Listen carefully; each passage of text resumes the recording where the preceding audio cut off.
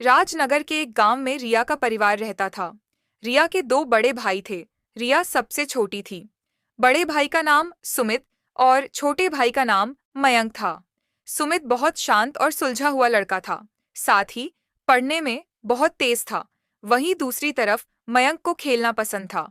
वाह, हमेशा सिर्फ खेलता ही रहता या पढ़ना नहीं चाहता था। एक दिन मम्मी को बाजार जाना था, इसीलिए वह रिया से कहती है, रिया बेटा, मैं मयंक को लेकर बाजार जा रही हूँ।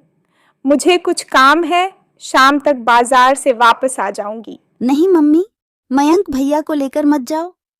मैं किसके साथ खेलूंगी? आप सुमित भैया को लेकर बाजार जाइए।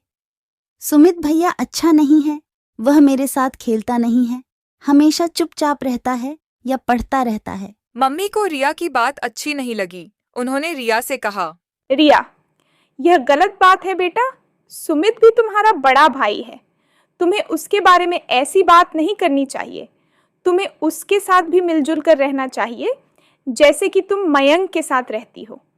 माना कि सुमित मयंक से अलग है, पर उसके अंदर बहुत से अच्छे गुण भी हैं जिन्हें तुम्हें देखना चाहिए। रिया को समझाने के बाद मम्मी मयंक को लेकर बाजार चली जाती है।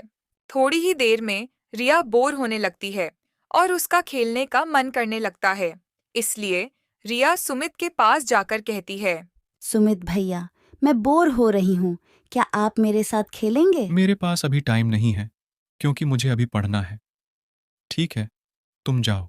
रिया नाराज होकर बाहर पार्क में खेलने चली जाती है और खेलते खेलते शाम हो जाती है और अचानक उसे याद आता है कि कल उसका मैथ्स का टेस्ट है। अब उसे कल के लिए चिंता होने लगती है।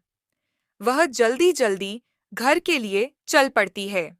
रिया घर में जैसे ही आती है, उसे सबसे पहले मयंक दिखाई देता है।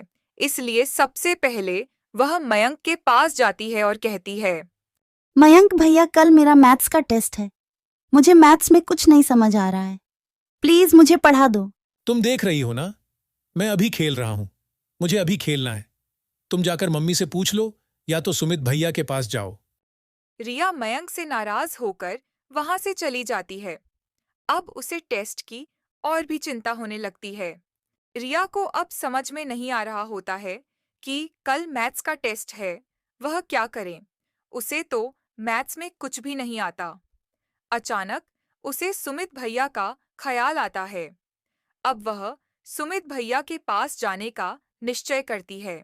वह सुमित भैया के पास जाती है और कहती है कि उसका कल मैथ्स का टेस्ट है और उसे कुछ भी नहीं आता है। क्या वह उसे मैथ्स पढ़ा देगा? सुमित को मैथ्स बहुत अच्छे से आती है, इसलिए वो कहता है ठीक है, वो उसे मैथ्स अच्छे से पढ़ा देगा। सुमित रिया को अच्छे तरीके से मैथ्स पढ़ाता है। रिया को भी सब अच्छे से समझ में आता है। रिया खुश होती है और सुमित को धन्यवाद देती है।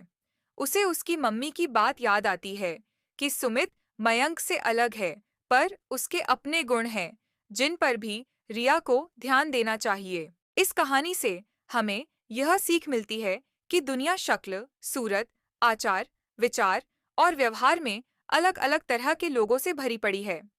हर व्यक्ति के अंदर कुछ न कुछ महत्वपूर्ण गुण हैं, जिन्हें हमें महत्व देना चाहिए। लोगों का सम्मान करना महत्वपूर्ण है, भले ही वह हमसे अलग हों। हमें उनके अच्छे गुणों का सम्मान करना चाहिए